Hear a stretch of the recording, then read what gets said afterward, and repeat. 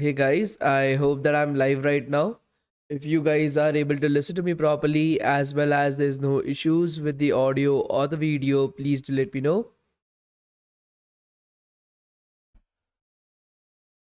My phone. Hello everybody. I hope that I'm live right now. If you guys are able to listen to me properly as well as there's no issues with the audio or the video, please do let me know guys.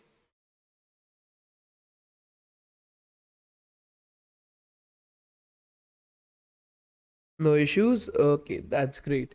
So, how was your day guys? How was your day?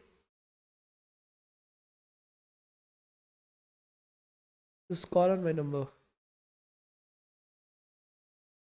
How was the day, guys? Please let me know. Awesome. Good. Okay. So, okay. So, everybody was having a good day itself. It was great. Did 8 questions of lead code. That's awesome, Atif. That's awesome.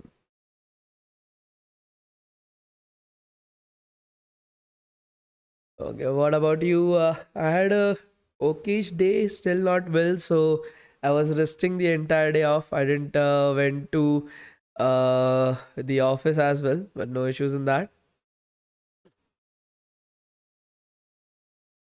So I got the data structures algorithms certificate from DevTown, but not via Google and Microsoft. I think so. They have not yet been sent. They will be sent soon. Okay, not worry about it. I had two exams today. Okay, no issues in that. Just make sure that in your college examinations, you should be able to have an attribute of 7.5 GPA almost. Okay, please do remember that. Okay, I need to find my phone as well. Give me a second.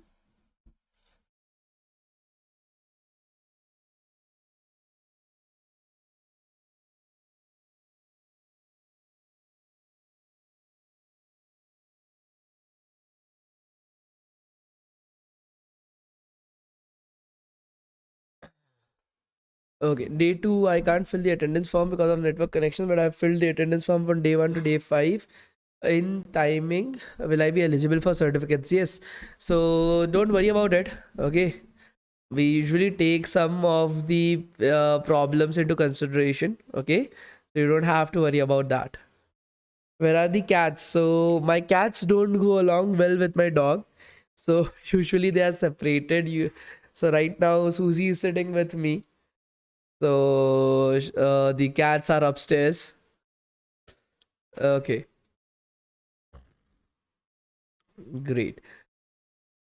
So today till when the class will be there? I think so. Today we'll be having 1 hour of class. Uh, please arrange Java class. Sure, in the future we will try to have a Java class as well. Okay. So can you tell me why companies are delaying in onboarding? Okay, so right now you must have heard that many of the companies like Infosys, TCS, Tech Mahindra are delaying the onboarding for most of the people that they have hired. Have you heard about this? Please do let me know, guys. Have you heard about this? Please do let me know. Python class also a boot camp? Yes. So, yeah, that is what I was saying. Many of the companies are right now dealing their onboarding. So, what actually happened right now is that you must have known about the COVID period. So, during the COVID period, most of these companies actually had a hiring freeze. They were not hiring most people, and along with that, they were actually removing people from the company as well.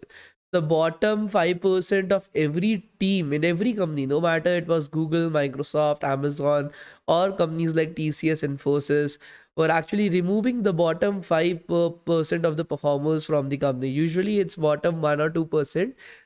During the COVID period, it rose up to 12% for some companies as well. Due to that particular reason, they started hiring a lot after the COVID period ended. So once the hiring boom came and these companies were hiring in bulk for freshers, they were not able to actually justify their hiring. So, for example, they needed 600 people, but they ended up hiring more than 1,200 or almost to 1,500 people, almost double to triple the capacity of what they could handle.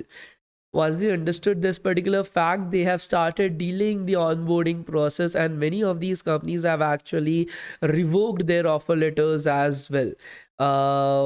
See, most of these companies are not actually for public domain companies. Okay, so basically they are here to earn profits.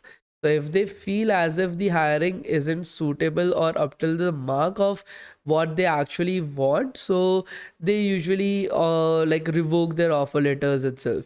Now this revoking of the offer letter isn't happening on the basis of like directly, like it's not as if they are just like revoking their offer letters. What actually is happening right now is that these companies have hired, they have a training program where they train the students and figure out that which team they should be put in.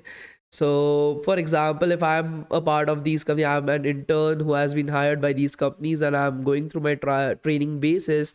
They will have almost two like options given to me. Okay, two chances that will be given to me. Now, I will have to pass a lot of different certification programs that these companies provide.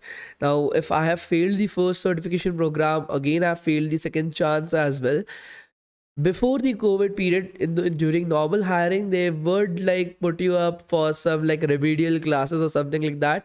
But right now, because of the lack of resources for these companies and lack of projects that they are getting, these companies have opted out to like just remove the people from the internships itself for the non-performers.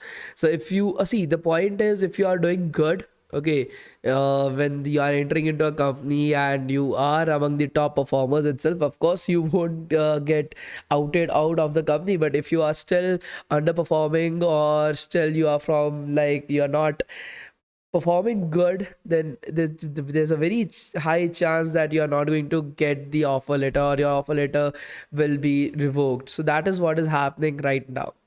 Okay.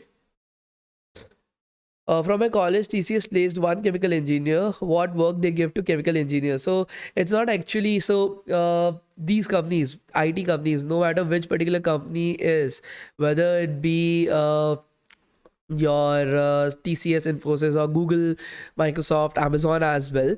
These guys hire from every single branch. Okay, there's no limit. Okay, I don't understand who has put this into your mind that you are a chemical engineer. If you are approaching an IT company, you are a computer science engineer itself at the end.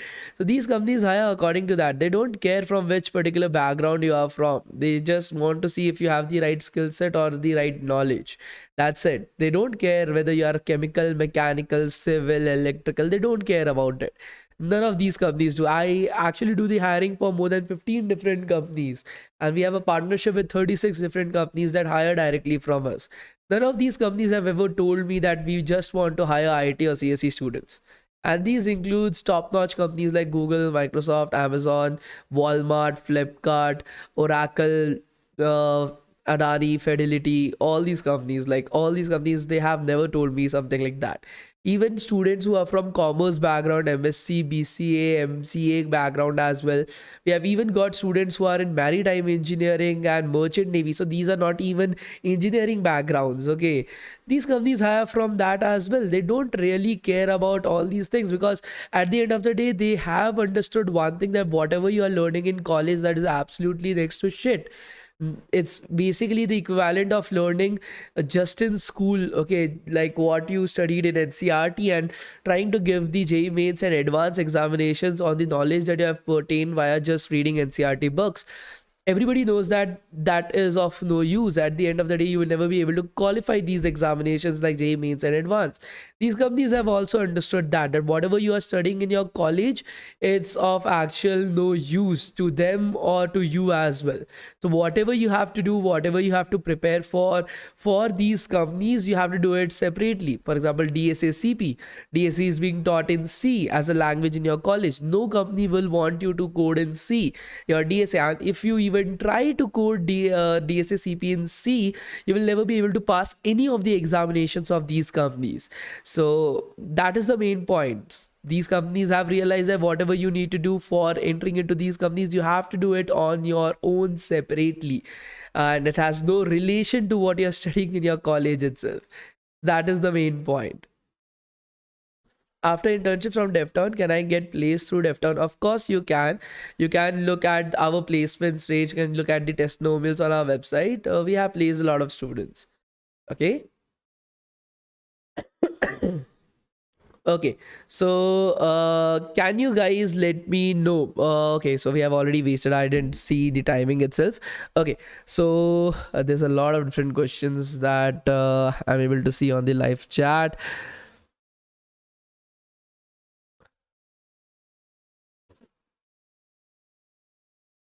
Yeah, so okay. Uh, Due to fever, I'm sweating a lot. Okay, so you will be seeing me wiping my face a lot, many number of times itself, because the fever is residing. So the entire sweat and body pain is there for me. So I will ask you guys to ignore that for some time. Okay. Okay, great. So can we start with our today's class, guys? Please do let me know. So what are the important core subjects for placements? So I will be answering all these questions for you today. Do not worry about it. Okay. Uh, okay. Can we start with our today's class, guys? Please do let me know.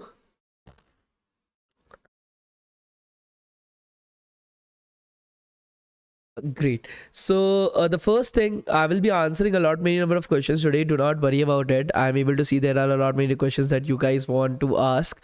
So please be patient with that. Okay, I will definitely answer all those questions. So today I wanted to take up a session for a career guidance session itself before we are able to start with our project from tomorrow onwards.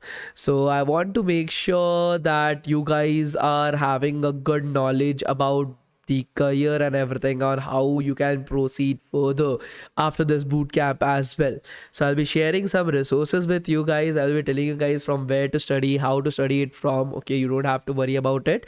The main thing that I want to be very clear with is that right now all these placements and everything, all these companies, so it has become an examination, sort of, it has become a competitive examination, just like when you were preparing for your J mains or advance or any other examinations that you were preparing for when you were in your 11th and 12th standard.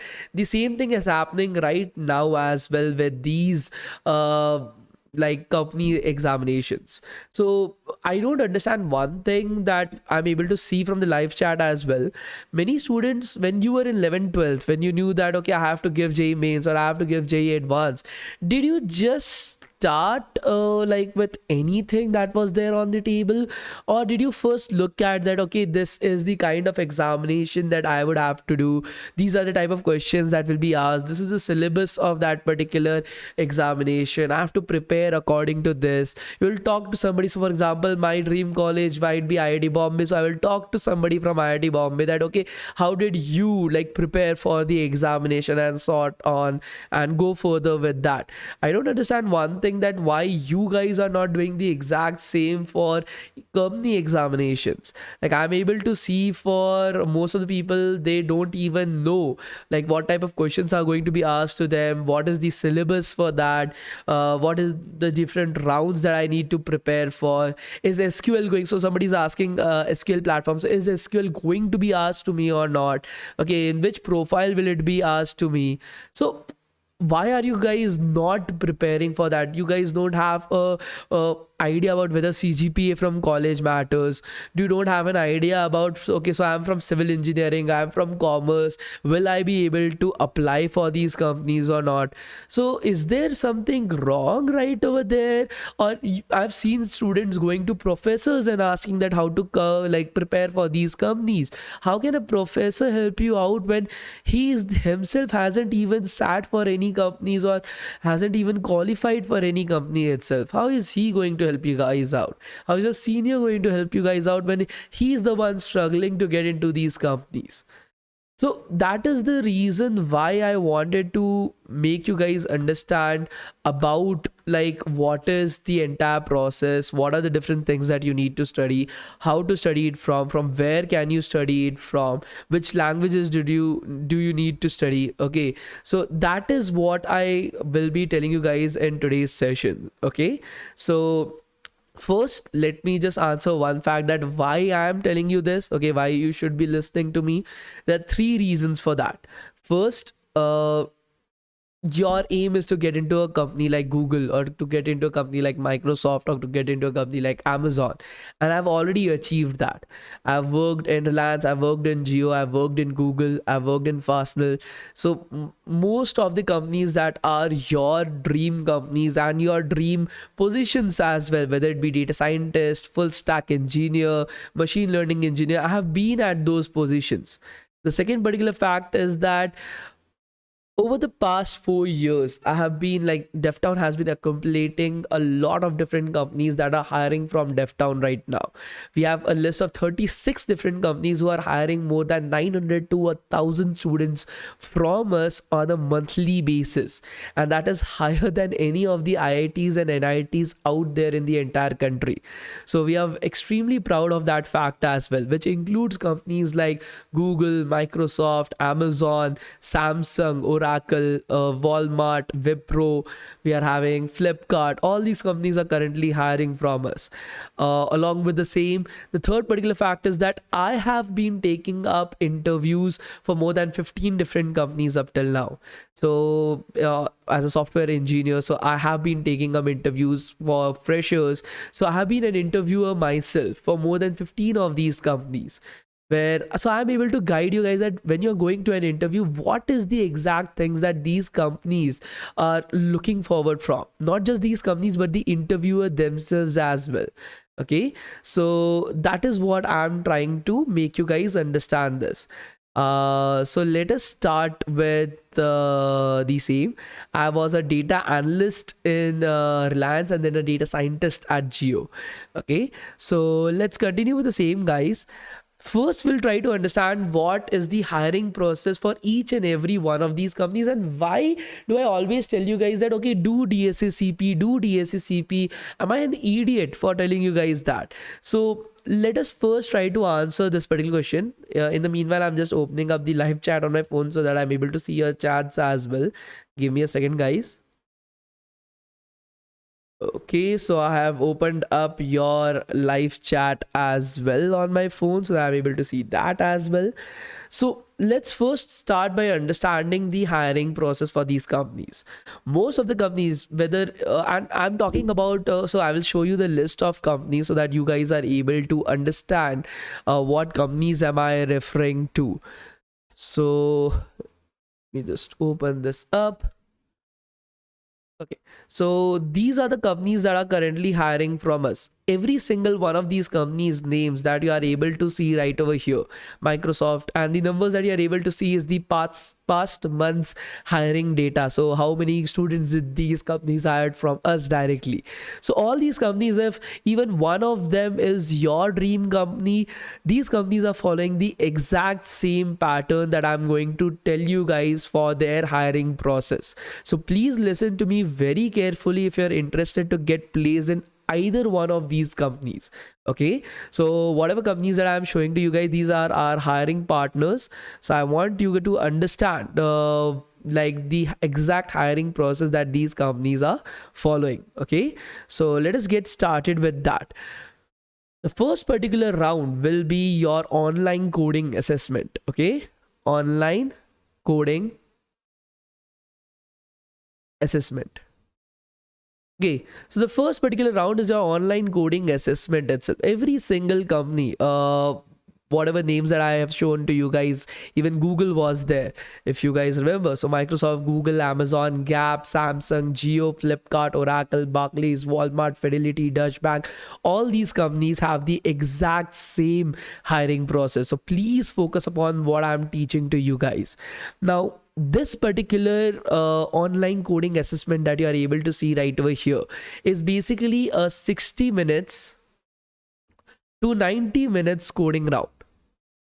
Okay, 60 to 90 minutes of coding round that will be there, in which you will be having just 2 to 3 questions. Okay, you will be having just 2 to 3 questions. Okay, not more than that. But do not take this up lightly. These are 2 to 3 coding questions. I'll show you some examples for that as well. Okay, so this round is basically totally dependent upon your data structures and algorithms and competitive programming skills.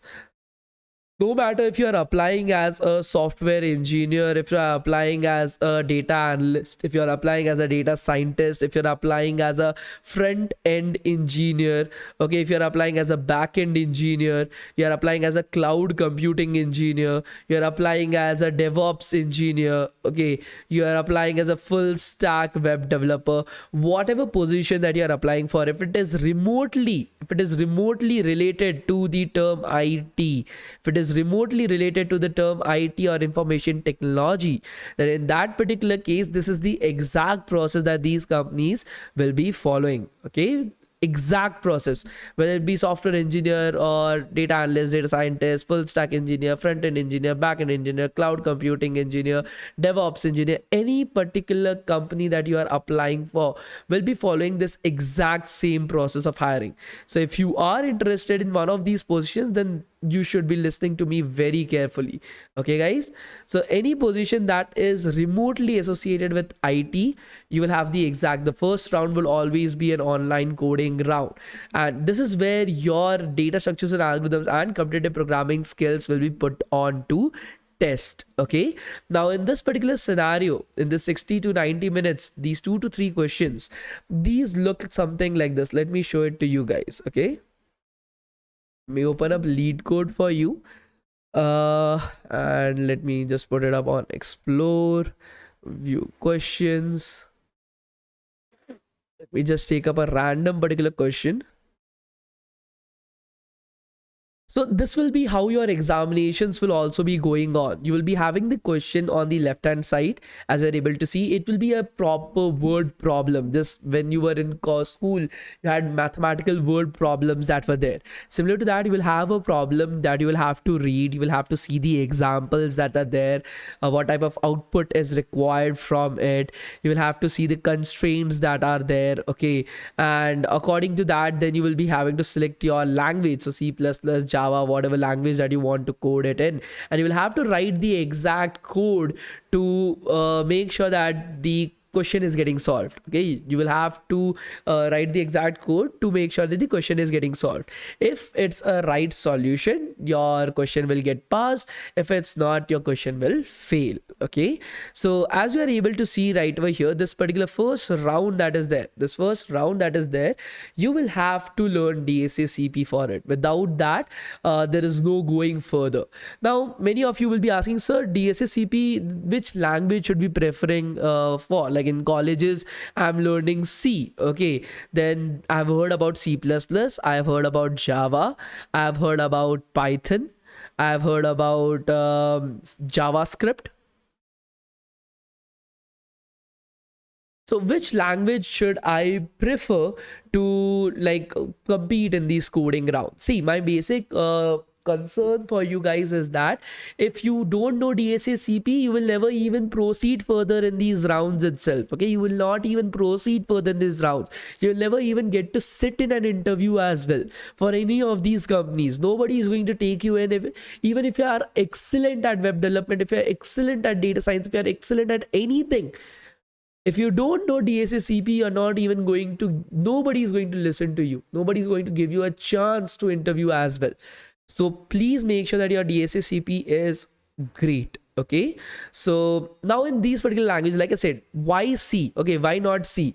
Because C is an obsolete language. The second particular thing is that it takes a very long time to code in C. Okay, it takes a very long time to code in C. For example, the same code, it will take me 5 sentences. 5 sentences in C++ and Java. The same thing, it will take me 10 to 15 sentences in C. Now the more sentences that I have to write, the more time it is taking me to do that. Okay, so I just have 60 to 90 minutes. Just understand this, that DSACP is of no use. Okay, data structures and algorithms and competitive programming, is of no use in any of these industries. You're not going to use them in the industry itself. You're using it just to compete, just to clear this round. Okay, just to clear this round itself. See, most of you who don't even know what CP is, you should be able to realize how much in water, how much below the water you are in right now. Such an important thing. Without that, you are not even going to get placed in any company, and you don't even know what data structures and algorithms and competitive programming is. So that is a very big red flag right now, a very big red flag. Although I will be explaining you guys about DSSCP for those who don't know, so you don't have to worry about it. But for those who really don't know about it, guys, you are like 100 feet below the ground right now when compared to your competition. Okay, your competition is are already competing on the world level, national level, giving ICPC examinations and everything, and you don't even know what is DSACP. So you should be able to understand that the kind of people that you are fighting against for that particular position in your dream company, they are already on the next level and you are 100 feet below the ground right now. So you should get serious. According to me, it's still your life. Do whatever you want to do. According to me, you should start getting serious. Okay, so data structures and algorithms is basically like your arrays, your lists, your you are having a linked list, you are having your trees, graphs, greedy algorithms, backtracking, dynamic programming. These are the different algorithms that are there. Now when you use these algorithms to solve these type of word problems, okay, I had shown you guys a word problem right now on lead code. Okay, as you are able to see on the left hand side, you are having a particular question and you have to write the solution, you have to write the code for that. Okay, now this code you will be writing using your data structures and algorithms knowledge. Now the exact same thing when you do it as a competition. Okay, that there are 10,000 people who are there from all over the world, and there will be 6 different questions given to you with 3 hours right over there to solve those 6 questions. That is called as competitive programming, where you are competing against all these 10,000 people from all over the world to get a good rank out there. So lead code is one of the best places where you can learn data structures and algorithms. And for competitive programming, I will be suggesting you guys Code Chef. Okay, okay, for competitive programming, I will be suggesting you guys the platform that is Code Chef. So as you're able to see, this is starter 60, and this is a 3 hours duration of examination. As you're able to see, it will have some amount of questions right over there, and you will have to solve it within a time frame that is 3 hours. So this is basically called as competitive programming. Okay, so both of these things you have to get good at if you want to get into these big tech firms. Now the question arises that, okay, which particular language should I choose for data structures and algorithms and competitive programming? Like I explained, you are learning DSSCP just for clearing these examinations. Okay, you are learning DSSCP for clearing these examinations itself. Without clearing these examinations, you will never be able to get into these firms. So your preference should be that how easily or which particular language should I choose that I have the best odds, okay, or the best like chances of clearing these rounds. So like I said, C as a language, you cannot proceed further with C as it's a very long language. It is a very time taking language. You don't have time, okay, writing code to first read through such a large question, to understand the question, to think about from all the 30 different data structures and algorithms that are there, which particular algorithm or which particular data structure should I use to solve this question, and then to code that question as well. You don't have enough time. Due to that particular reason, C as a language is out right over here. Okay, now between C++, Java, Python and JavaScript, which language to choose, I will be letting you guys know in a few minutes, because that it needs another understanding about what is the further hiring process. Okay, that needs another understanding of what is the further hiring process itself, guys. So if you are able to clear this round, see, the point is you guys are very small. Okay, you guys are very like new. We call you guys as freshers or newbies itself. So listen to me very carefully, because this is something that is going to change your life. Okay, so if you are able to clear this round, only then you get the chance to come into interviews. Okay, Now, in these interviews, as I said, that there are multiple rounds of interviews itself. Every company has, for example, Google. When I gave my interview for Google, I had 8 rounds of interviews. For other companies, I had 2 rounds of interviews. I had 3 rounds of interviews. But usually, all these interviews are of 3 types. Okay, all these interviews are, no matter how many number of interviews are there, then interviews will be of one of these 3 types itself. The first interview, type A, would be of data structures and algorithms plus programming language of choice.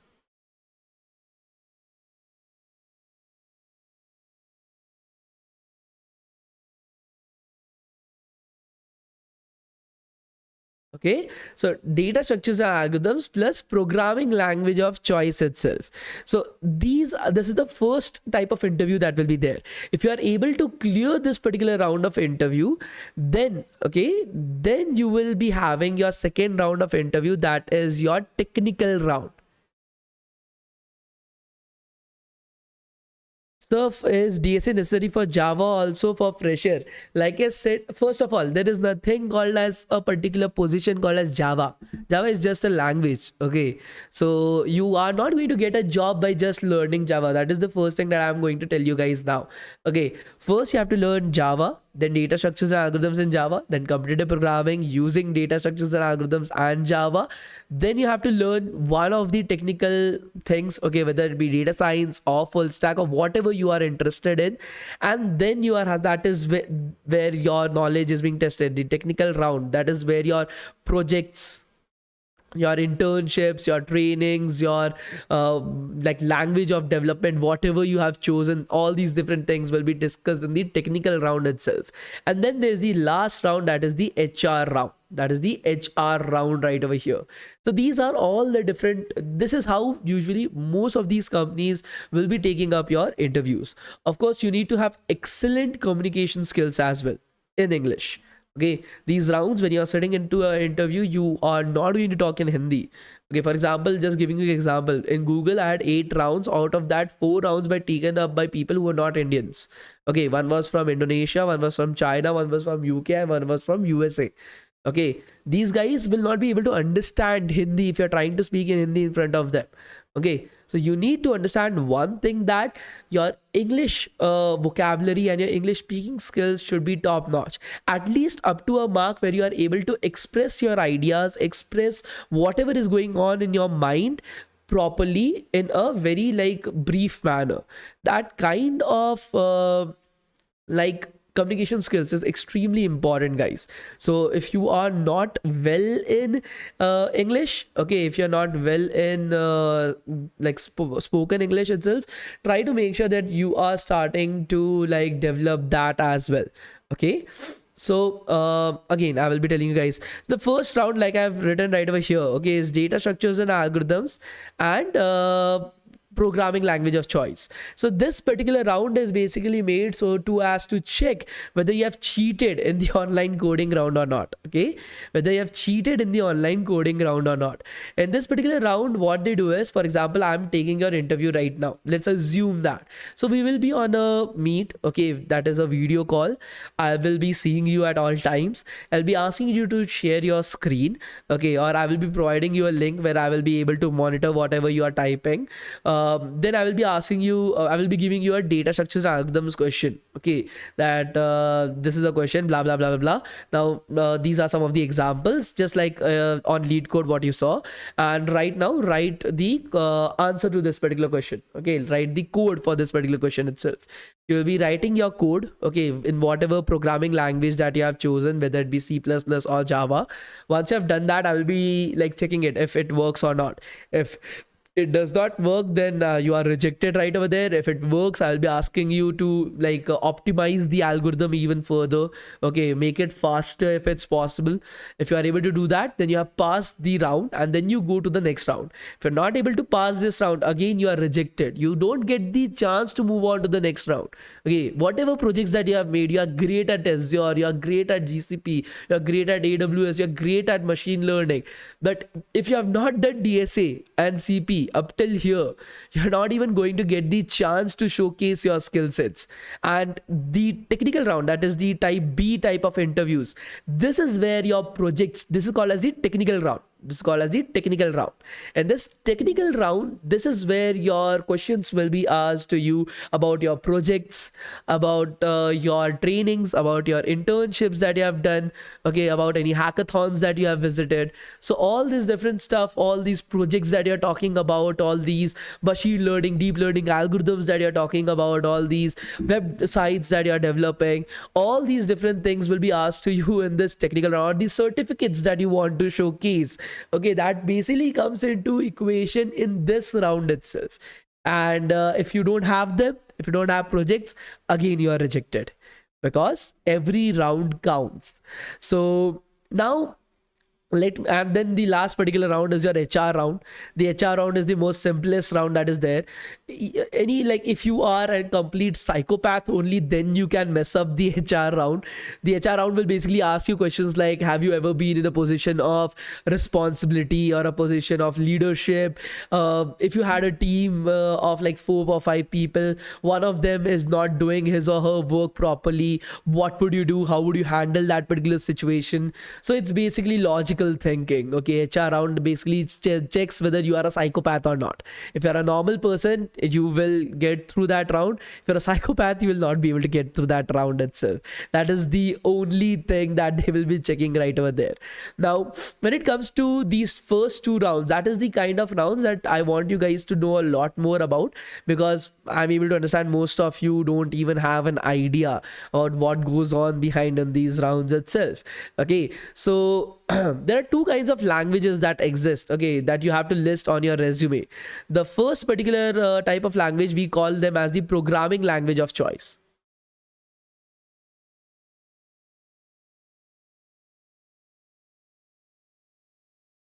Okay, the first particular language is what we refer to as programming language of choice. And the second type of language that we call it as development language of choice.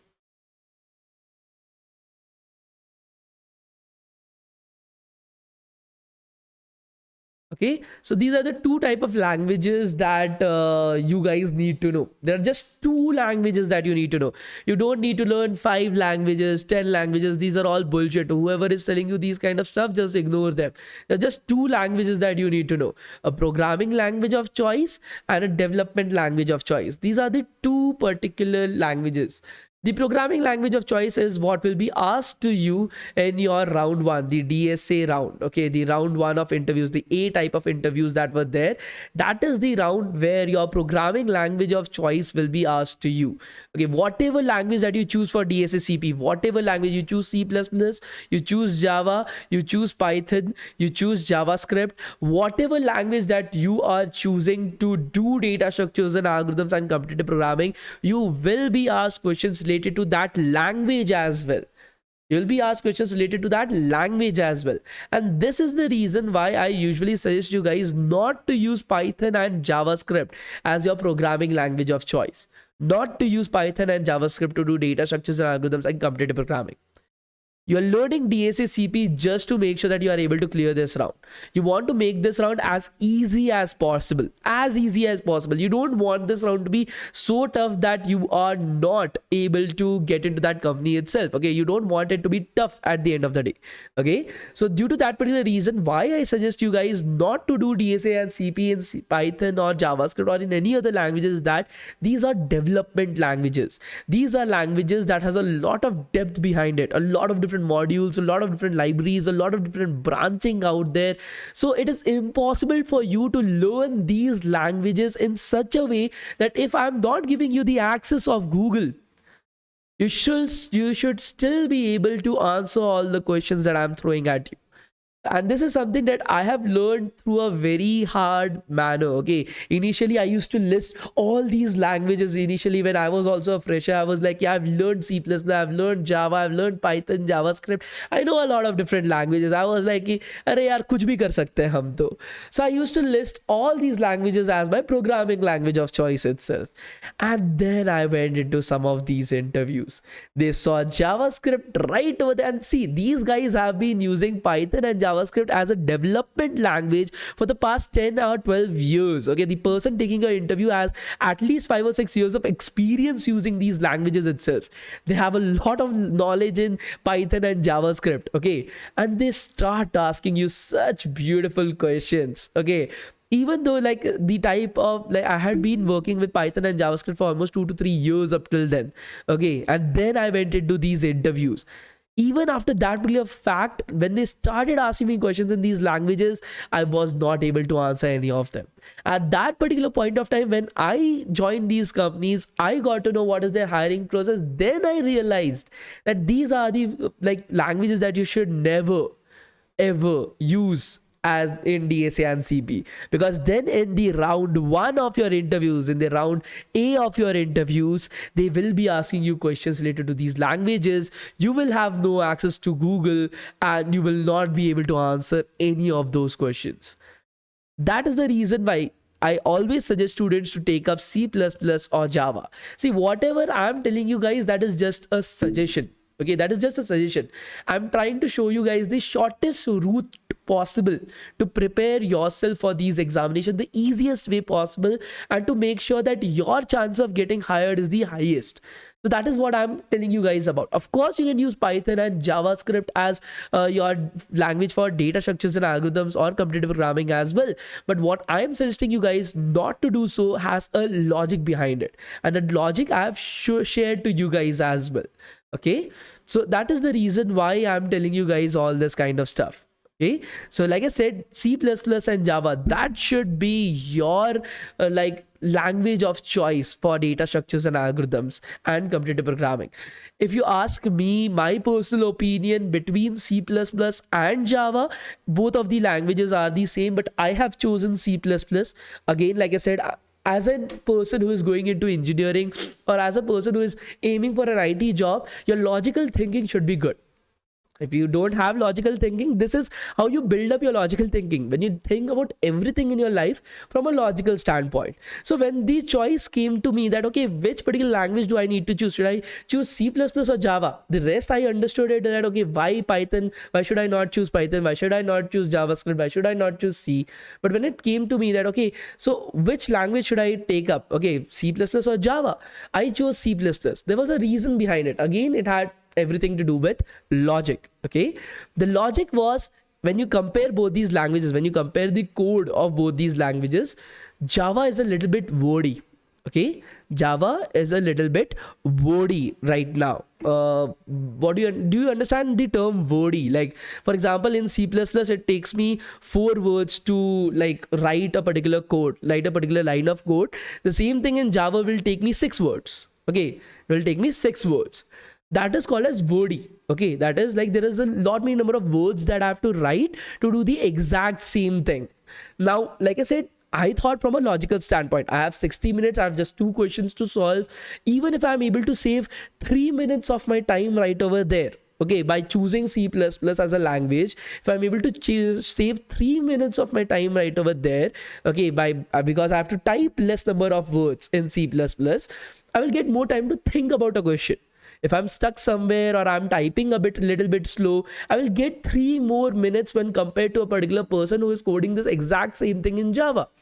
So that was an advantage of C++ that I saw. And that is the reason why I chose C++. But within C++ and Java, whatever language that you choose, okay, it's always great. Okay, you can choose any of these languages. You will face no issues at any point of time. Okay. So that is my suggestion for DSA and CP. Now, about from where can I learn DSA and CP, from where can I practice data structures and algorithms and competitive programming? My suggestion to you guys would be, for DSA, choose LeetCode. Both of these platforms are free of cost. Please don't be an idiot and pay for these platforms at any point of time. Okay.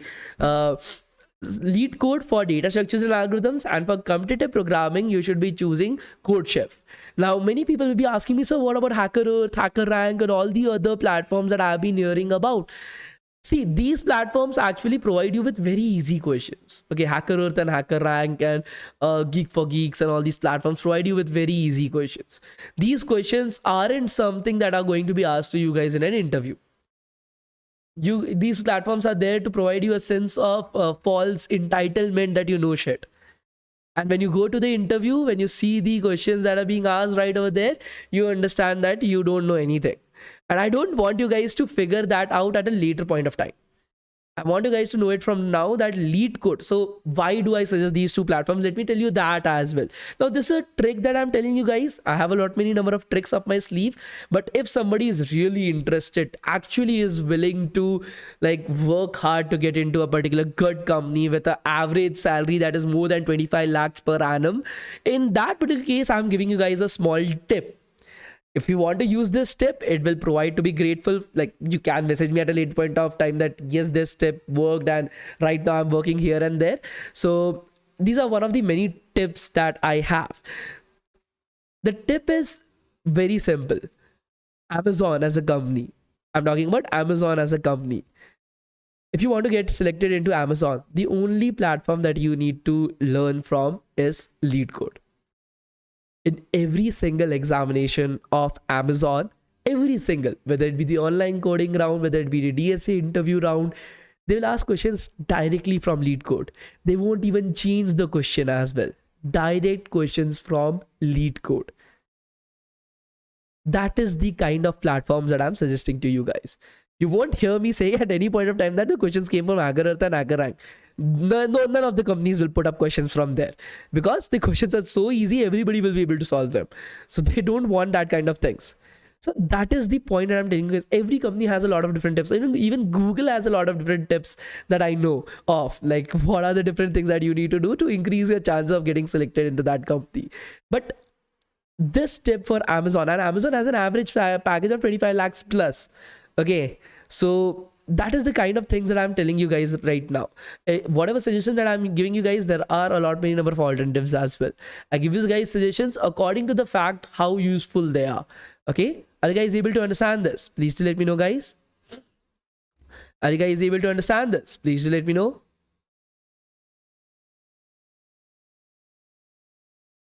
If you guys are interested to getting placed into Amazon, so Amazon is also one of our hiring partners. Okay, so Amazon is also one of our hiring partners. So every month, like last month, they hired 9 students from us at 34 lakhs per annum.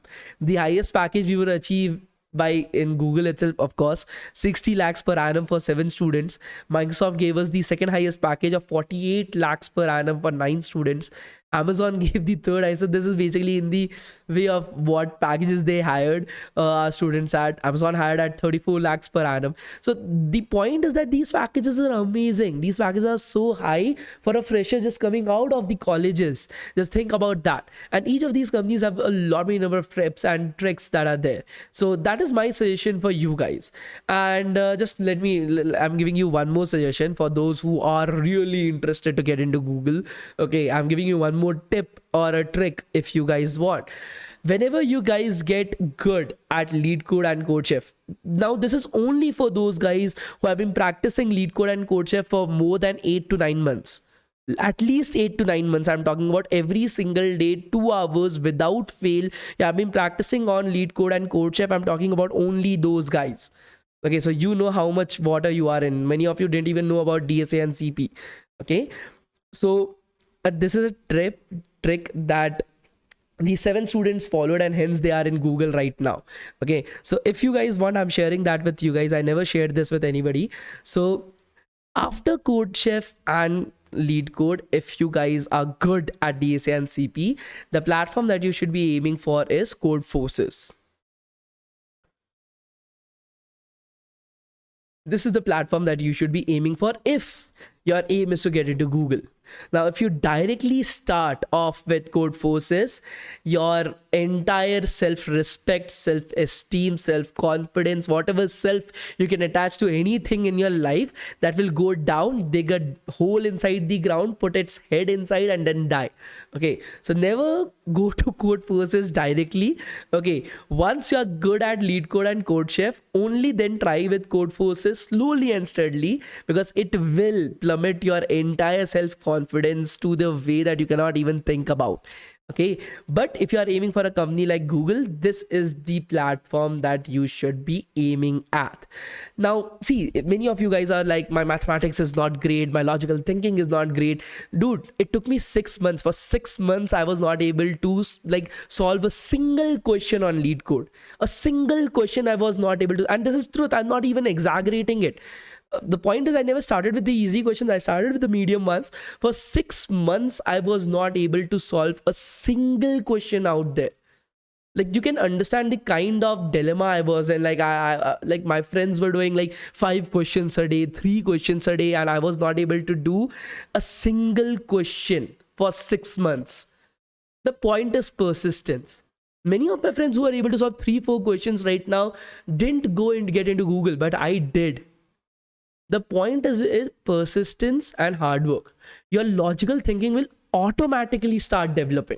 When doing a single thing every single day, 2 hours, 3 hours, you're devoting to it for a very long period of time, slowly and steadily your brain starts adapting to it. It's not as if I was very bright or something like that. I was never a bright student, but I was a hard-working student. Even now as well, I consider myself to be a hard-working person. I never consider myself to be bright. I will try my best. Whatever task has been given to me, I will try my best. I will go to the office. I will do the office work. I'll come back. I will conduct these boot camps for you guys. 1 boot camp, 2 boot camp. I will take up career guidance sessions. I will go to different colleges and teach right now as well.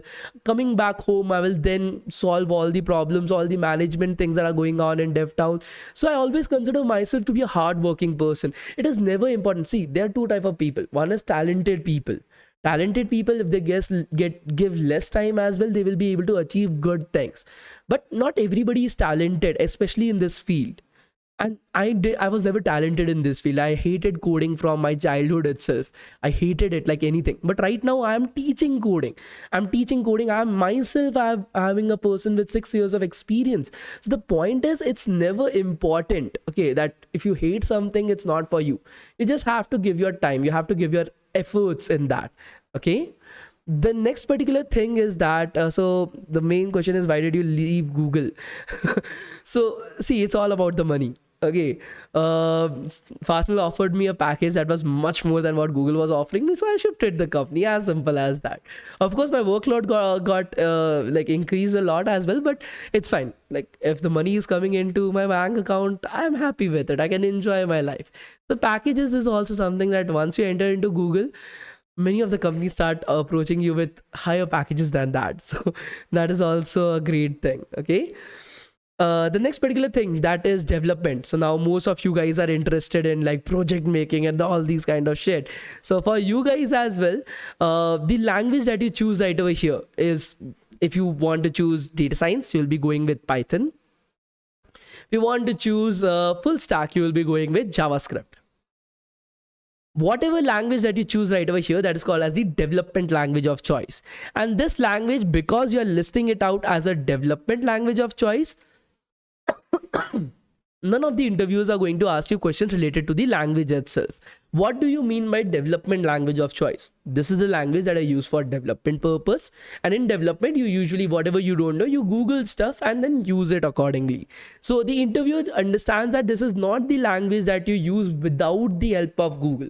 So no questions will be asked to you about the language itself. No questions will be asked to you about the language itself. They will be asking you questions about the projects that you have made. They will be asking you questions about the type of internships that you have done, about the trainings that you have done. If most of you must have not done any internships and trainings, if you have not done any trainings in your projects, if you have not done any projects, maybe a hackathon that you have done or something like that. So all these different things that are related to development itself, that is where these questions will be asked to you right now. Are you guys able to understand this? Please do let me know, guys. Are you guys able to understand this? Please do let me know, guys. So did you had any backlogs in your engineering? No, I never had any backlogs. But if you are able to like clear up your backlogs, that will be great. Now, for example, let me tell you this as well. For in our training and internship program for data science. Okay, for data science, the students who got placed into data science, so the average package for data science was 12.7 lakhs per annum. That is the average salary that the students in data science got. And for full stack web development, the average salary was 13.3 lakhs per annum. Okay, that is the average salary that people got in full stack web development.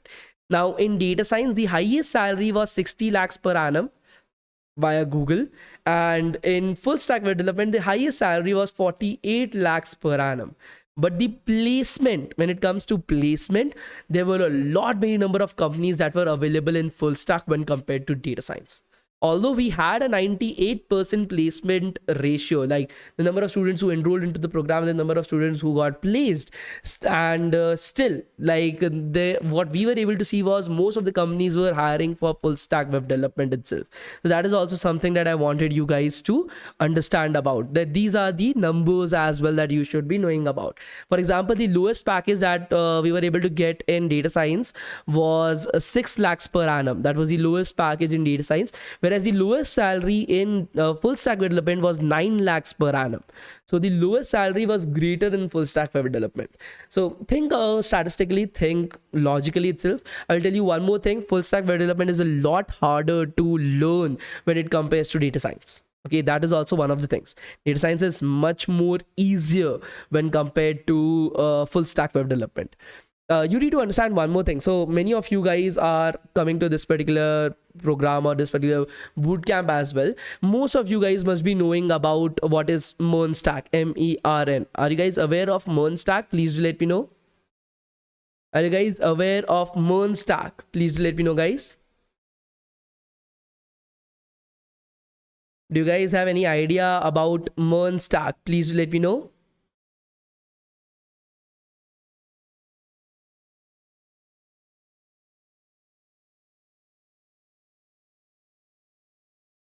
Do you guys have any idea about MERN stack, guys? Please let me know. So MERN stack is basically, now many of the people, I don't know who is spreading these rumors. I've heard about it from some student that somebody has been saying to them that just learning HTML, CSS, JavaScript, jQuery, okay, will give them placements. Okay, learning this will give them placements. Okay, this is actually the official syllabus of 10th standard.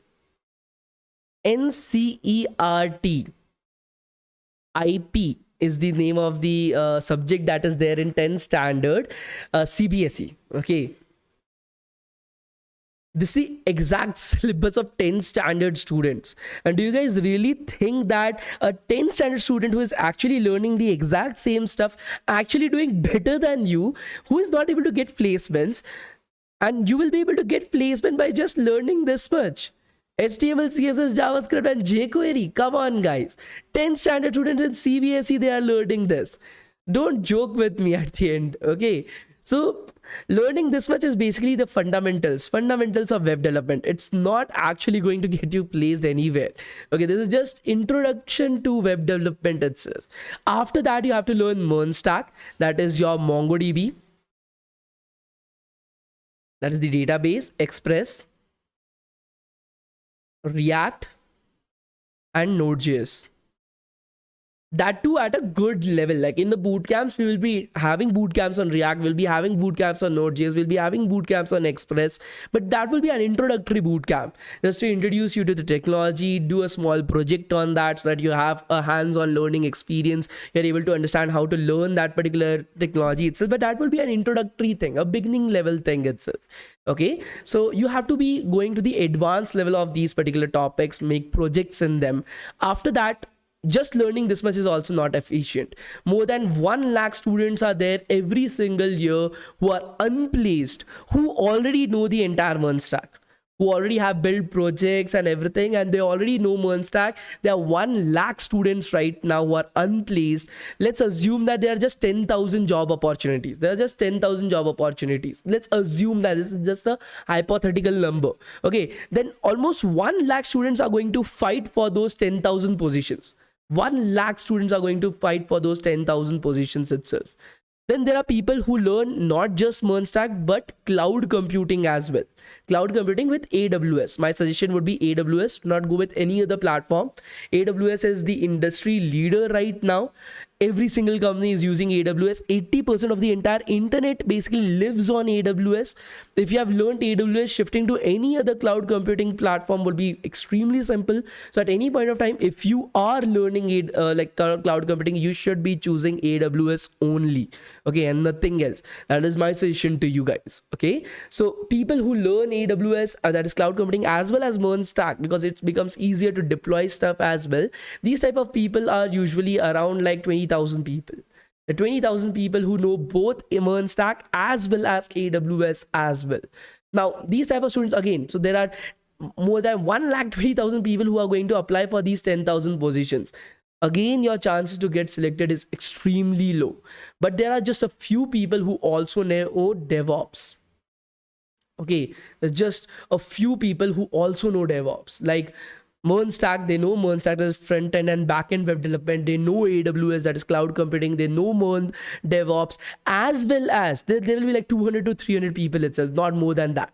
Just 200 to 300 people. And just learning these topics separately is not good enough. Okay, just I'm telling you that I know front end, back end, I know cloud computing, I know DevOps, but I don't know how to integrate these technologies together. Then what is the use of my knowledge? Nothing. I need to understand, I need to make projects which use all these technologies together. Okay, a project that use all these technologies together, that is how it will work. So you need to learn MERN stack, you need to learn cloud computing, DevOps, and how to integrate these technologies together as well.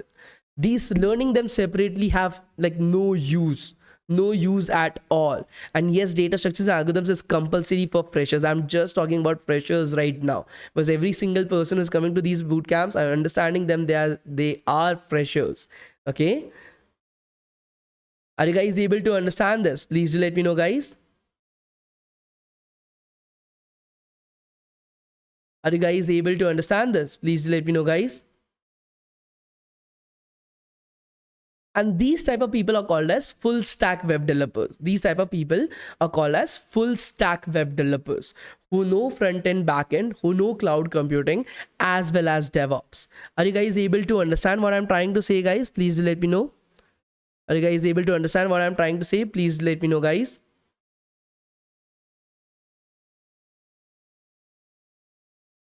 Now, many people are asking about cybersecurity. So I will be very frank with you guys. Cybersecurity, even though we have a program in that as well, but we closed that program. A particular person from Google, a cybersecurity expert from Google, a Hall of Famer, taught in our cybersecurity program. We stopped that program because freshers are not given jobs in cybersecurity.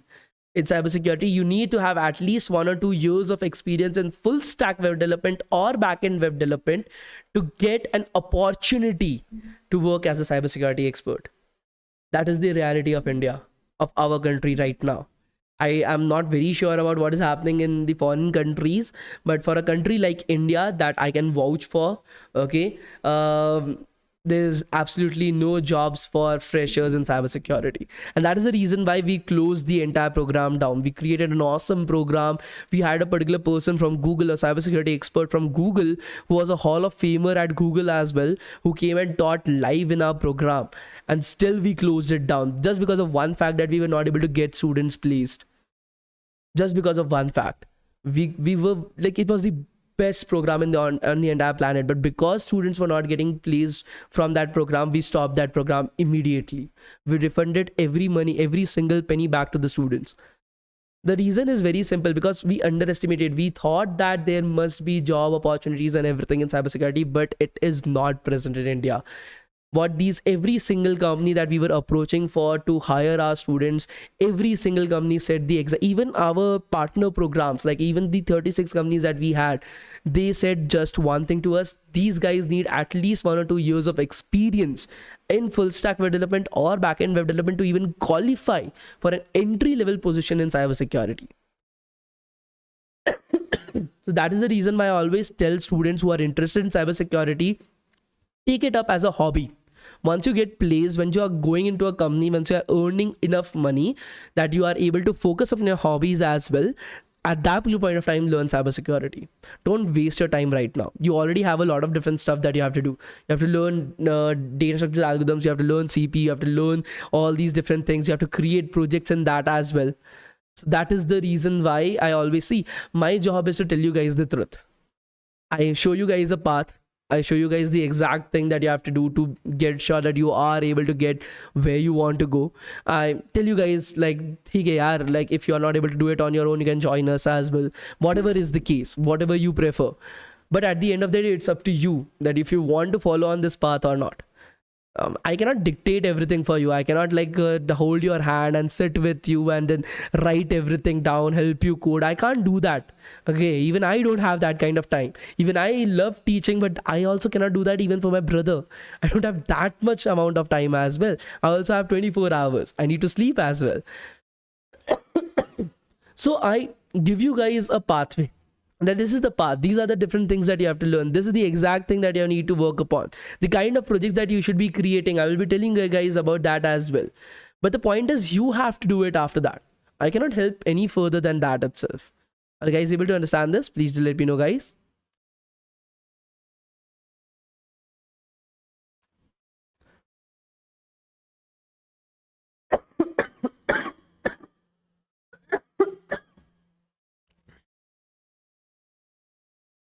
Are you guys able to understand this? Please do let me know, guys.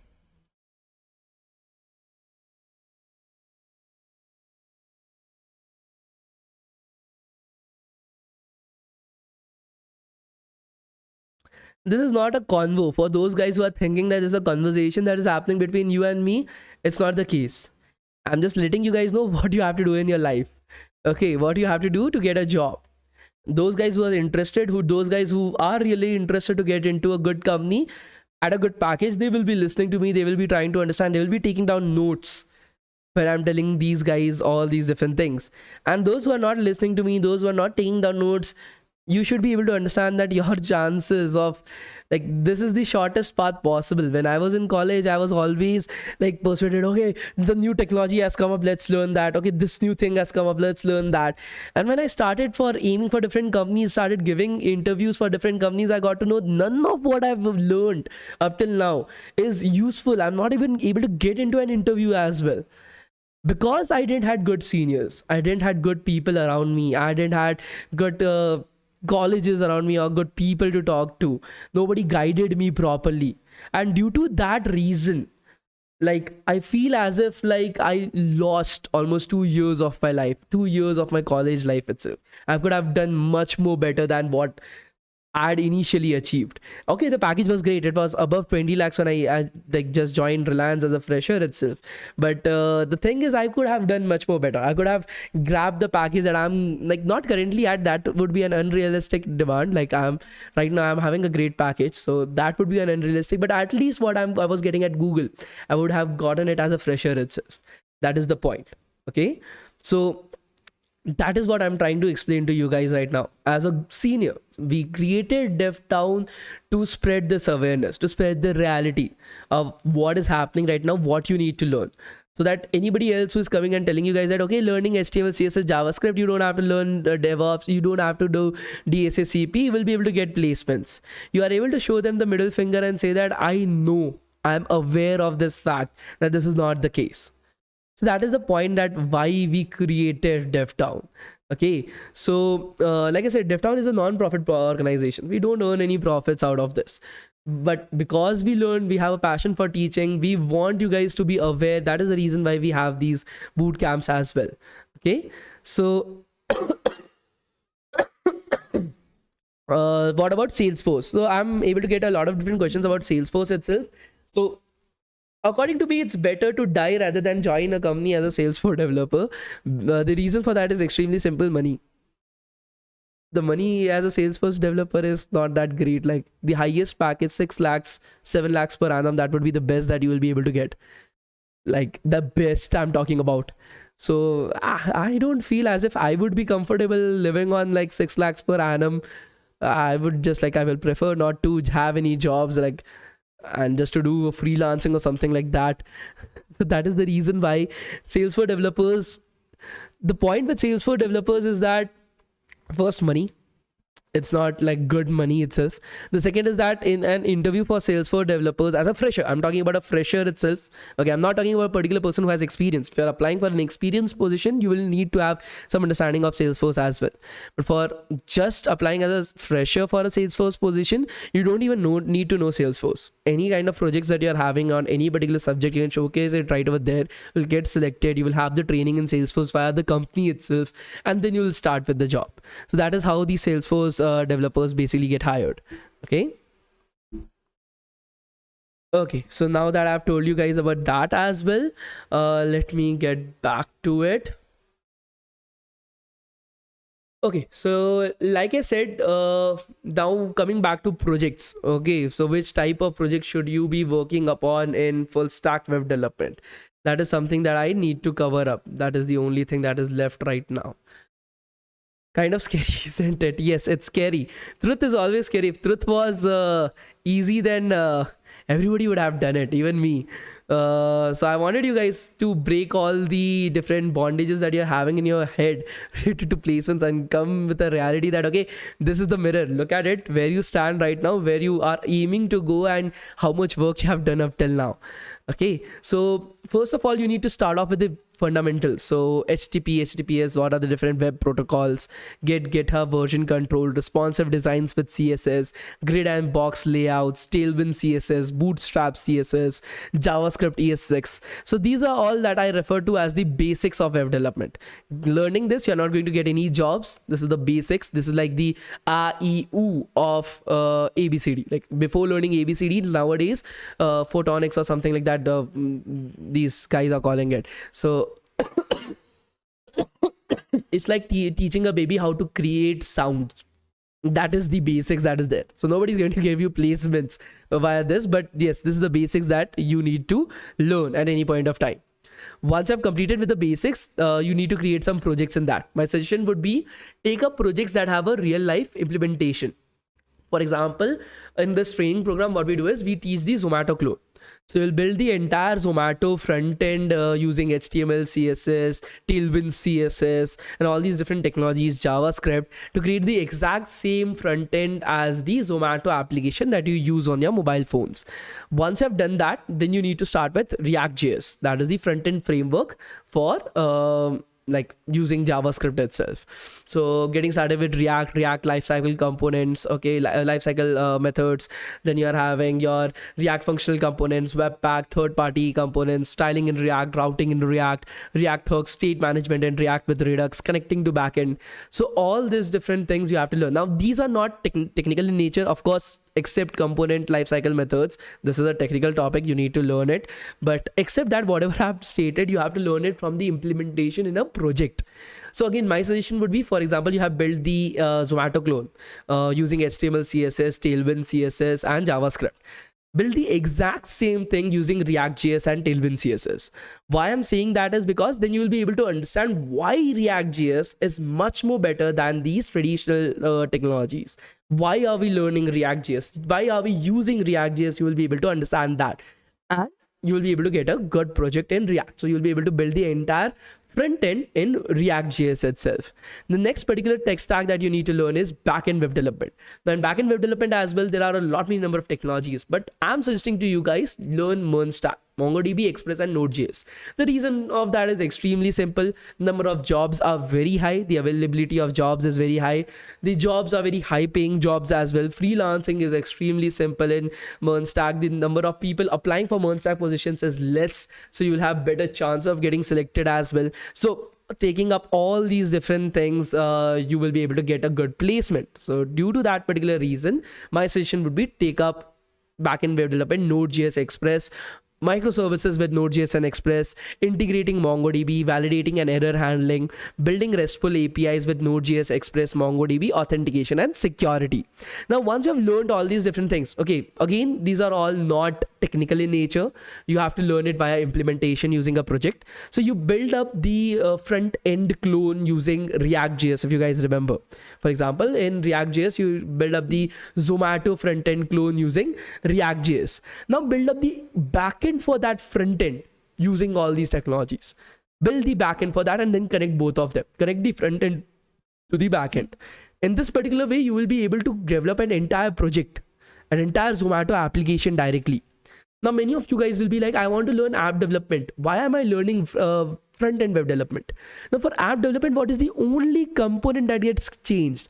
The backend remains the same for your website as for your app as well. For example, Zomato has a website. Zomato has an application, an iOS app, an Android app, a website as well. For all these different front ends, you have the exact same backend, the exact same cloud computing, the exact same DevOps. The only thing that is changing is in the front end. Now, if you have learned React.js, there is something called as React Native. If you have learned React.js completely, then it takes exactly 6 to 7 days, to learn React Native completely. And then you will be able to build Android apps, iOS apps, watch OS apps, VR apps, anything that you want. So that is the point why I say that always learn full stack web development first. It becomes very easy to just get into any other technology. Okay, that is the reason why. So the next particular thing that is there is your DevOps.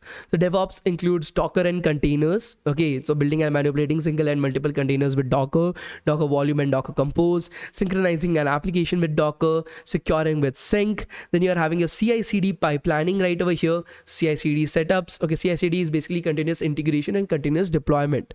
Okay, writing CI/CD scripts, automating deployments and testing with CI/CD. After that, you have to learn Kubernetes, so K8 commands, multiple container apps with K8s, ingress to handle traffic, deployment with K8s, and custom domain and SSL certifications. All these different things that I've listed goes hand in hand with AWS. You have to implement all these different things with AWS itself. That is the reason why cloud computing and DevOps usually go hand in hand. If you are learning DevOps, you will be learning cloud computing in AWS directly.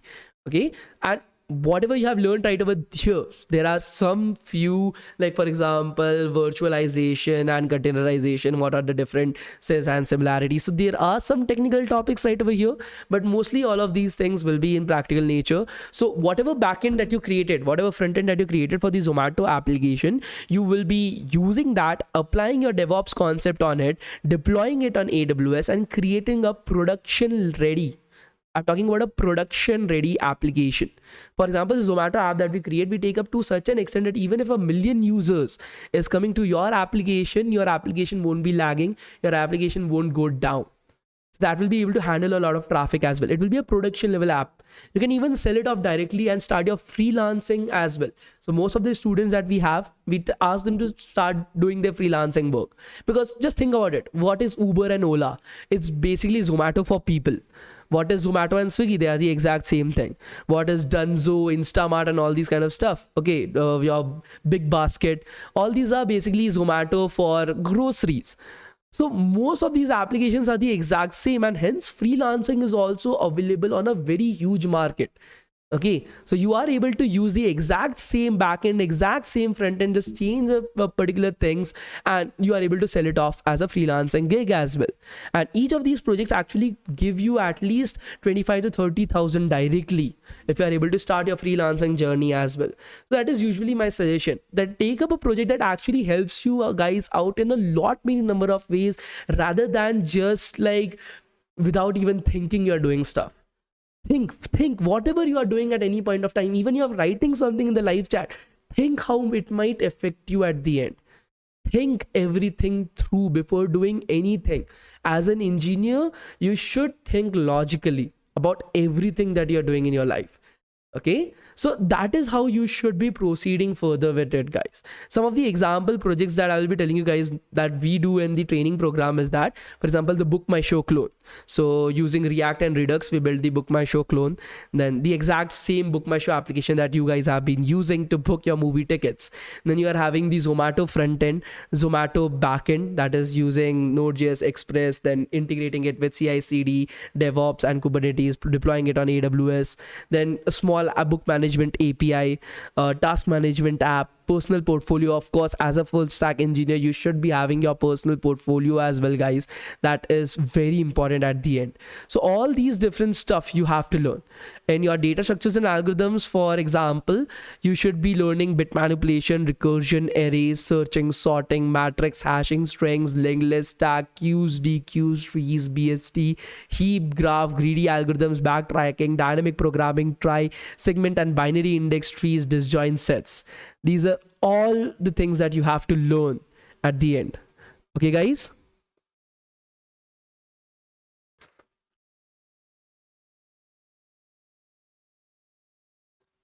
This PDF will be sent to you guys on all the WhatsApp groups as well as the Telegram channels. What I want from you guys is take a printout of these PDFs, stick it on your wall wherever you are studying. Okay, if you are in your hostel room, stick it up on your hostel room wall itself. Or if you are in your home, you are having a study table, stick it in front of your study table itself. The entire PDF should be in front of you at all times. Whatever topics that you are finishing up, okay, take up a timetable. Devote at least 4 hours a day for learning purpose. I think so 4 hours should be like something that you can take out for your own life. Okay, like you have to choose if you want to get a job that is paying you 3 lakh rupees an annum or 3 lakh rupees a month. The difference between these two kinds of people is that one is going to take 10 years to get to the exact same position that the other person is taking just 1 year to achieve. 3 lakh rupees per month and 3 lakh rupees per annum. That's a huge difference. A huge difference in the quality of life as well. So you have to choose between that. So my suggestion would be take out the entire printout, paste it in front of you, pick every single thing that you are finishing off. You have finished off a particular topic, take it. You will be able to see it in front of you every single day, and it will pain you to see that and to see how much is still left to do. And you will be forced just by looking at it to complete it as well. That is the kind of thing that I'm telling you guys about. Anybody who wishes to be a software engineer, anybody who wishes to be a front end, a back end, a DevOps, a cloud engineer, anybody who wishes to be a full stack engineer, all these people have to follow the exact same pathway. The exact same pathway.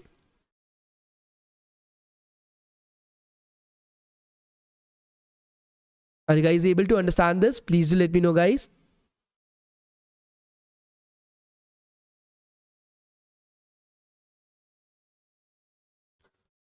Yes, Neha, it is included.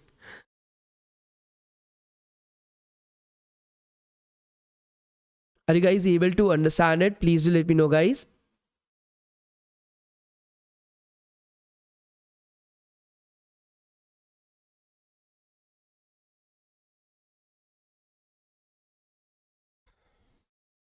Are you guys able to understand this? Please do let me know.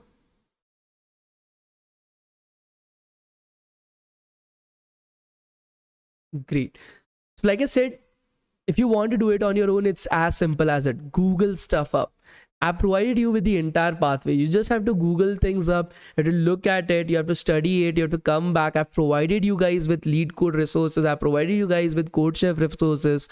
If you want to learn C++ and Java for interview preparation, okay, if you want to start your journey of C++ and Java, that too is provided on our channel for free. If you are just going to our channel on like DevTown right over here, okay, if you go to, sorry, it's a website, DevTown channel, so YouTube. If you go to our channel right over here, guys, let me just go to my channel. Playlists, if you go to the playlist, if you just search, like if you just go down a bit, you will be able to see 2 different playlists that we have created for you guys. Java core concepts, as well as these complete C++ guide, C++ core concepts. In Java core concepts, it is a particular video that has been created by people from Barclays and HP. Okay, they are software engineers at Barclays and HP has created the entire playlist, everything that you need to learn from a practical standpoint of Java. Okay, of Java, you will be able to learn it from here. Everything that is going to be asked in your interviews as well, everything that they can ask in the interviews is already covered right over here. And if you are choosing C++, we have compiled the entire playlist in a single video on that is of 5.5 hours long, that covers everything that you need to know from a practical standpoint as well as from a theoretical standpoint in C++. So we have provided everything for you guys to get started on your own. You don't have to buy any program. You don't have to get enrolled into any program. The point is we have provided everything. Like these boot camps are there to guide you guys every single month. These materials are there. We are continuously trying to develop more materials for you guys so that you guys are able to prepare for these examinations. But I am able to understand that when I was in college, I wanted someone to sit with me, to talk with me, to teach me on a daily basis, to be there with me, and somebody who had actually achieved everything that I wanted to achieve. I wanted that. I wanted a mentor with me, and that wasn't available at any point of time. And that is the reason why we launched the training and internship program. The training and internship program is not something that is for everybody. All these things I've already told you guys, because if you want to do it on your own, you can. But for those who are really interested to get a mentor to sit with them and teach them everything, for that reason we introduced our training and internship program. The mentors are from Google. So Aradhana Kund is from Google, Dipen Ghoshal is from Amazon, Harsh Akshit, he is the particular person who teaches cybersecurity at our place. Okay, he's from Google. He's a cybersecurity engineer at Google itself, as well as a Hall of Famer at Google. Then you are Ritik Kumar, who teaches data structures and algorithms and competitive programming. He has worked in Hasden, he has worked in Google as a software engineer, and is the world top 100 rank. I'm not talking about India. World top 100 rank on both Lead Code and CodeChef. So he's the particular person who teaches data structures and algorithms and competitive programming. We have Khushbu Tanial from McKinsey and Company, Krishna Sampath from Morgan Stanley, Madhav Jowhari from American Express, Nandini Jalan from Google, Nikhil Agrawal from Sony, Nikhil Bhartwal from TensorFlow. So he's the particular person who teaches the data science, deep learning at our program. Aditya Hussain from Stealth and Moving, Rahul Halalka we have from Goldman Sachs. Okay, then you are having your Sahil Rahman from HP and Porsche. We are having Vishal Jain from Oracle, Pranjwal Singh from Microsoft, and then I'm there as well as one of the instructors. Because these are the instructors, and see, I could have placed, like if I wanted it to be made free, I could have got a particular person who is in second year of college and teach you guys all these different things. But you won't be learning anything. You won't be getting any benefits out of that. That is the reason why we bring people from big firms, like from Google, from Microsoft, from Amazon. And see, these guys are not going to teach you guys for free. They get paid to come and teach you guys. So due to that particular reason, we charge something from you guys. We pay them almost 5,700 rupees per student. Okay, that is their salary. So in one class, there will be like 60-70 students, and we will be paying them according to per student itself. That is 5,700 rupees per student. And we charge you guys 7,500 rupees because 5,700 rupees goes to the instructor and then 18% tax on top of it. So that is how we charge things up. Like I said, Shape AI, DevTown is still a non-profit organization, but we don't have that kind of money that we can pay the instructors from our end. So it's like we just take the money from you and give it to the instructors themselves. And that is why our program is one of the most affordable program right now in the entire industry. The entire program goes on for 3.5 months. 3.5 months the entire program goes on, and the 7,500 that I'm talking about is including taxes for the entire program. For the entire program, not monthly. For the entire program, the cost is 7,500 rupees.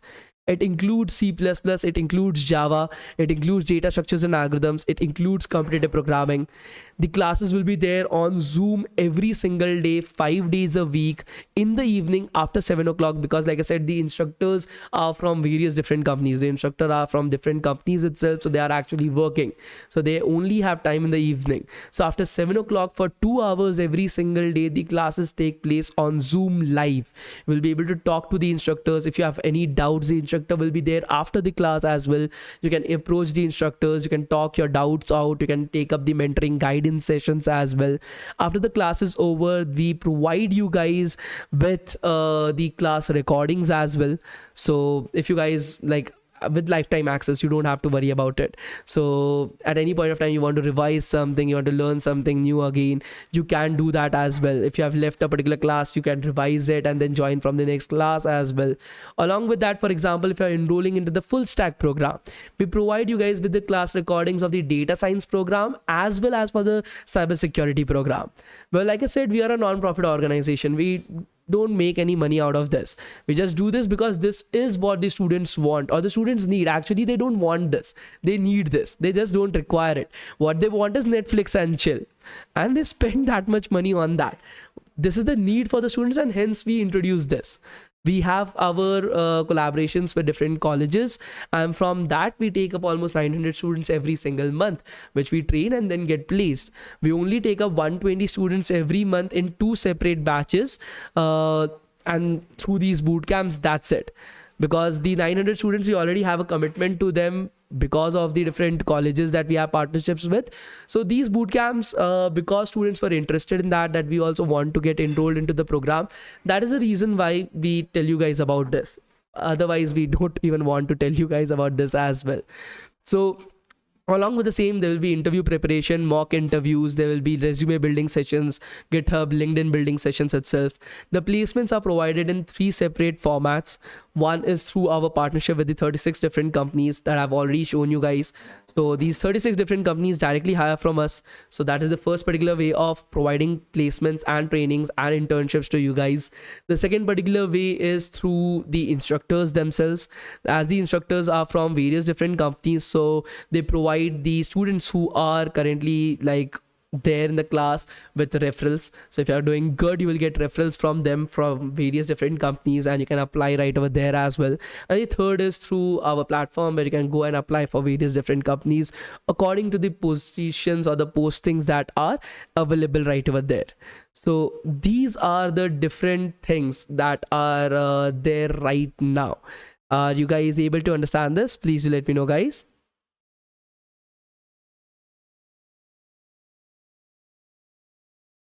For like, according to me, as like most of you guys are freshers itself and not from a well-known college, you are from tier 3 or tier 4 colleges itself, my suggestion would be go with full stack web development. Getting placements is very simple and very easy right over there. That is the reason why I'm telling you guys about this. Okay, instead of software development, go for software testing. Those who want to get their life into a miserable fuck, they can go into software testing. Anybody and everybody that I know who is there in software testing is trying their hearts out to get into software development anyhow. Your life will get miserable. The kind of work that you do right over there is not something that like is suitable for many people. That is the reason why. So the next batch that is going to start right now is going to start on the 15th of October itself. On the 15th of October, the next batch is going to start for both data science as well as full stack program. I think so I have like 20-30 seats available up till now for both the programs, not more than that, because like I said, we have limited number of instructors, so we cannot put in more number of students right over there. So I will have to know, like, if you guys are interested into the program itself. Like I said, if you're not interested, take out the printout, paste it in front of you, try to learn as much as you can on your own. But if you are interested in the program, please let me know in the live chat so I'm able to get an idea that okay, if we need to create a new batch or not. Because if more than 100 people are interested in it, then we will have to create a new batch. If there are like 40 people there, then we can divide them between data science and full stack, so there will be no issues right over there. But if more than that number of students are there, I will have to like create a new batch itself. The cost of the program is 7,500 rupees for the entire program, which you can use like through the EMI options. You can pay it on a monthly basis as well. There's no issues in that, so you don't have to worry about it. DevTown is 1.5 years old up till now, and we have placed more than 5,000 students, and we are extremely proud of that fact. For the full stack program, the average placement is 13.3 lakhs per annum, and in data science, it is 12.7 lakhs per annum itself. Okay. I know the time. I've already told you guys that the classes will be for 1 to 1.5 hours long, and so I don't think so it's that long as well. I needed to make sure that everybody is able to understand whatever I'm teaching right over here. So yeah, that is the thing. Yes, like I said, there is no like limit into how at what time the people can enroll. Okay, you can be from BA. We have people joining us from BSc, MSc, BCA, MCA. So you don't have to worry about that. The only thing that you have to worry about is it is a 3.5 months long program, and we are going to kick your asses in the program itself. We will be, because we have to save our faces in front of these companies. So if we are training you guys, then we have to make sure that the training will be very intensive. So you don't have to worry about it. Like I said, for those guys who are interested,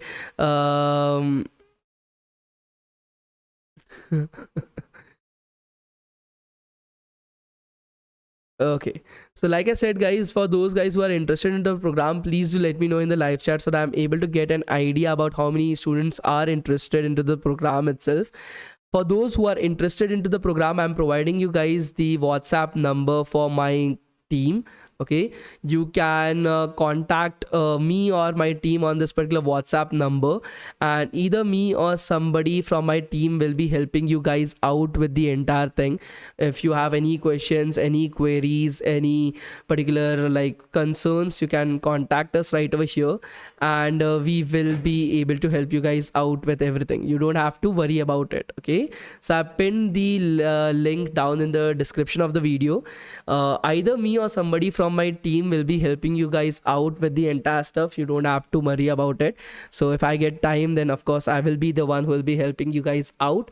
Otherwise, if I don't get time, my team will be helping you guys out with the same. Okay, and see guys, like I said, you have all these free resources. DevTown is providing you guys everything for free, whatever is the case, like whether it be the boot camps, the other things that we are planning for YouTube channel, the languages itself, some of the other stuff, we are giving it to you guys for free. These training programs is not meant for everybody. I've already given you the roadmap today. I've already given you the roadmap. For those who feel like, no, I have to do something, they can follow the roadmap as well. You don't have to worry about it. This training program is only for those students who want a guarantee that, okay, I want to be safe. Okay, I want to be like, okay, yaar, I want to do this, but who know their own limitations. Okay, for me, keeping myself motivated every single day to do something isn't something that I will be able to do. And that is the reason why we created the training program, because that is something that I felt when I was in college, I needed it. When I came out of college, when I saw that what is the condition of you guys right now who don't even know what is DSACP, okay, who don't even have started out with these things yet, okay, then I thought that, okay, there must be some company who is doing this. There must be some company who is doing this. And I got to know about two companies and they really appreciated the work that they are doing. One is the Scalar Academy.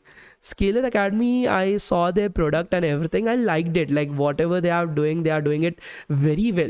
But the only problem that I faced right over there was the cost is 3 lakh rupees for the program. 6 months, the classes will be alternate days, and the cost is 3 lakh rupees. Who is going to afford, who is able to afford that kind of thing? It's greater than the yearly tuition fees that I had for my college. It's more than that. So I started researching. I like their program. We based our entire platform in like taking up inspiration from them as well. But then I started to search for more programs. I got to know about Coding Ninjas. As well. Now, again, I went into their courses and I saw their courses, for example, Moonstack with data structures and algorithms. If I wanted to go into their program right over here, the cost of the program with data structures and algorithms is 60,000 rupees. And that too, I got to know that this is just recordings with just 3 months of access. That is the reason why I created DevTown. It's not for everybody. It's only for those students who are really interested to learn. DevTown is not an entertainment platform. It's a platform where people can learn and achieve whatever they want to achieve in their life.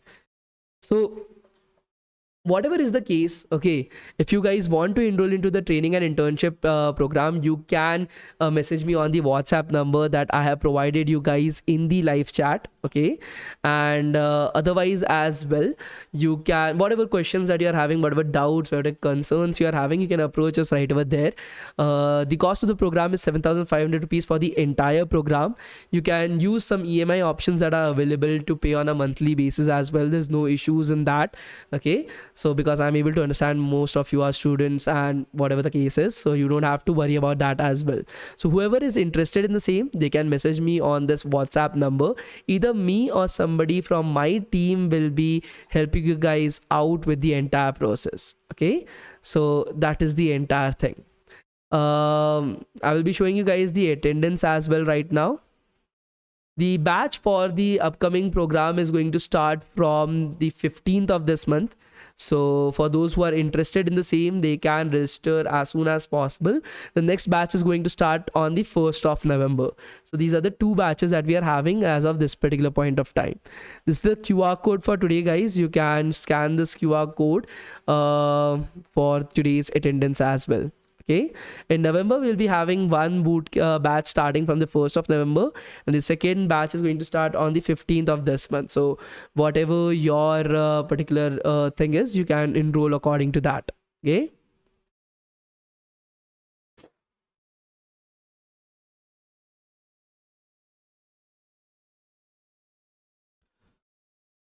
Okay. On the website, you won't be able to enroll directly because we don't want students joining from outside the boot camp. So if you go on our website, it will show you 10,000 rupees. That is the reason why, because we don't want students coming from outside the boot camps. They don't understand how important the program is. They take it up very lightly. That is the reason why we have our career counselors on these WhatsApp numbers. Either me or somebody else will first figure out whether you're a right fit for this particular program. Only then we give you guys the, like, okay, you can make the payment from here and enroll yourself into the program. Because we cannot have students who don't really appreciate the program coming into the program itself. They won't put in that much amount of hard work that is needed. The classes will be online, conducted on Zoom live every single day, and the recordings will also be shared with you, so you don't have to worry about it. Okay. So I'm a full stack developer. Salary wise, which is the best, full stack or DevOps? Of course, if you are learning full stack with DevOps, that is the best, because right now you are now an entire IT team. So you will be paid a lot more than everybody else. So that is the main thing that I'm telling you guys. Okay. Sir, is BTech CSC IoT of things is a good branch? Is it having future scope? Should I go with this branch or should I check CSC core? CSC core would be a better option. See, whatever branch you are from, you have to like do everything on your own at the end. Okay, everything you have to learn it on your own itself. You don't have any other options right over there. Okay.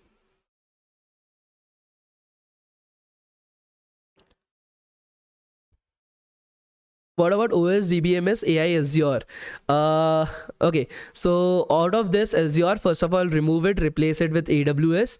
AI is a branch of science. You will have to focus upon data science, okay, and data analytics, which includes machine learning, deep learning, NumPy, Pandas, Matplotlib, SQL. You will be having right over there. Statistics you will be having right over there. So that is basically all goes into your data analyst or data scientist position. Okay, so if you check the syllabus for that, you will be able to see that as well.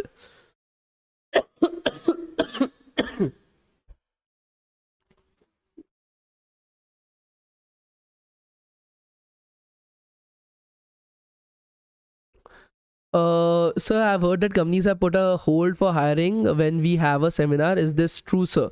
Not a hold, but actually many of the companies have revoked the offer letters based on the students' performance. So for example, I'm selecting you for my company. I gave you some programs to complete and you were failing in that programs. So I just revoked your entire like offer letter itself because you failed to like prove yourself that you will be able to do good in my company. That is what is happening on a bulk. Initially it used to not happen. Like they were many times they will provide you guys with a lot of different things as well. So what is your opinion about Apple company? So from the perspective of Apple as a company selling products, it's great that its products are like built like a rock right now. From the perspective of hiring, they hire from very few colleges in India. Like almost three colleges, I guess, in total. 3 or 4 colleges they hire from, and nowhere else for freshers. For people with experience, they hire only like ex Googleites. So that is the case.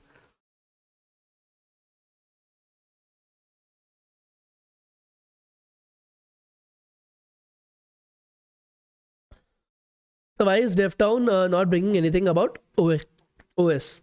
So OS as a topic, like OS DBMS, gets covered according to your learning process itself. So for example, if you are from a CSC background, you're in college, it gets covered. From our end as well, we are continuously making courses on OS, computer networking, DBMS, COA, and DAA.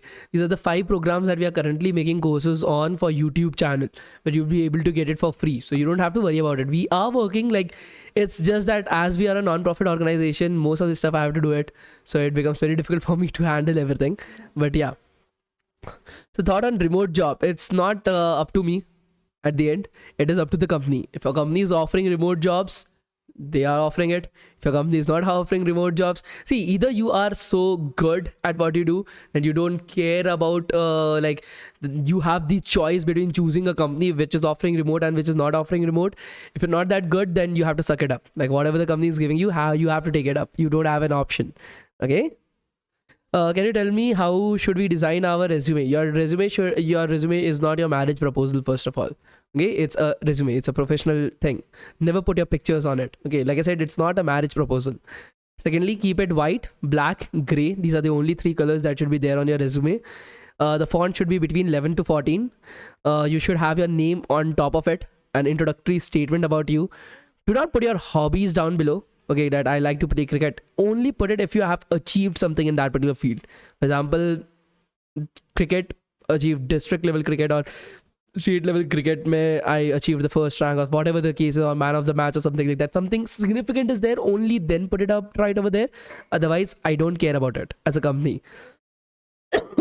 Your project should be listed. If you have any, if you have done any kind of trainings, if you have done an internship, that should be at the top with the experience. Your GPA should be there on the resume apparently. Okay, so GPA, which particular branch are you from, that should be there. Then your experience, whatever experience that you have gained. If you don't have any experience, whatever projects that you have worked upon, that should be there. Okay, so this should be the hierarchy that you should be maintaining. Okay, so what course should I follow? How do I get selected in Microsoft call center? See, I don't know about call center and all, but I will be suggesting you guys to go further with something easy than cloud computing ke liye. They have, I don't remember the name exactly of the position, but basically it's like you handle the client work for like Azure or for GCP or AWS. So the pay isn't that good. The career is also not that great inside, but yeah, the brand name you will be able to get it attached behind you. Okay. What is the duration of the training and full stack development? It's 3.5 months, 5 days every single day. 5 days, 2 hours every single day after 7 o'clock in the evening. Should follow Google resume. I have not seen that. I'll have to see that to make sure before understanding it. Okay.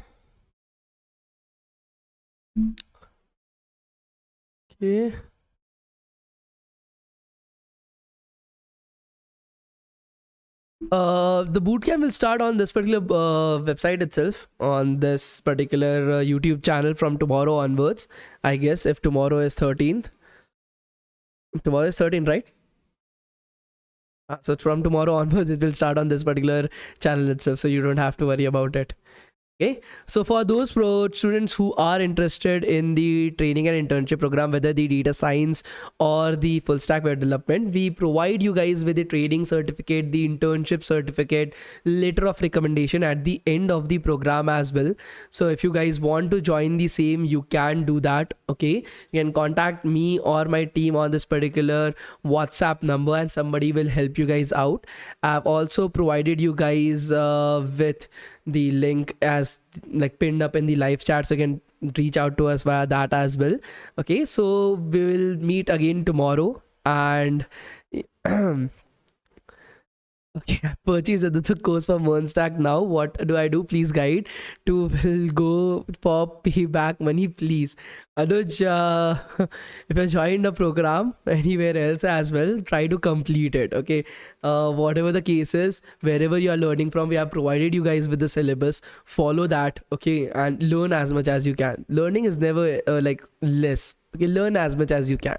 Okay, so thank you so much, guys. We will meet tomorrow with the project. I will continue from right over there. Okay, so thank you so much, guys. Thank you.